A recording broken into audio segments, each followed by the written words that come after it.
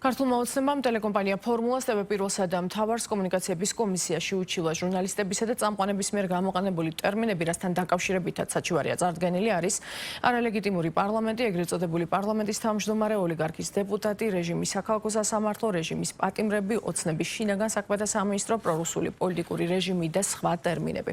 ქართული ოცნების განცხადებით აღნიშნული ტერმინები არის პირადი შეფასებები, ბრალდებები, რომლებიც ფაქტებისგან გამიჯნული არ არის. საკითხის შესახებ ინფორმაცია თავად ტელეკომპანიების წარმომადგენლებმაც გაავრცელეს და აღნიშნული ზეწოლად და მათი დახურის მცდელობა შეაფასეს.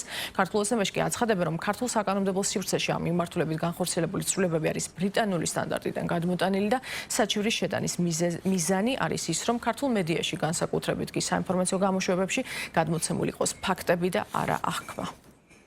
მიუხედავად კანონში შეტანილი ცვლილებებისა, გარკვეული მაუწყებლები არისლიან თავიანთ ზნეს და მაინც თავიანთი პიროვნული დამოკიდებულებებს აცნობენ საზოგადოებას და არა რეალურად ფაქტებს. ისინი აგრძელებენ ბატონ ნიკა გვარამიას მიერ ნათქვამ სიტყვებს ზედმიწევნით, რომ თავარი არის აღქმები და არა ფაქტები. ეხლა შესაბამისად მიმართავთ კომუნიკაციების კომისიას, რომ უზრუნველყოს რეალური ფაქტების გავრცელება შესაბამისი მაუწყებლობისგან, რომლებიც უხუშად არღვევენ კანონს და ამ მაუწყებლებს კიდევ კარგად გავახსენებთ, რომ მათ თვითონვე ჰქონდათ აღებული ვალდებულება, რომ მხოლოდ ფაქტებზე უნდა ესაუბრათ, განსაკუთრებით საინფორმაციო გამოშვებებში. რეგულაციები კიდევ საზოგადოებას უნდა გავახსენოთ, რომ არის ზუსტად ბრიტანული მოდელი, ბრიტანეთში BBC ზუსტად ამ სტანდარტების შესაბამისად მოქმედებს.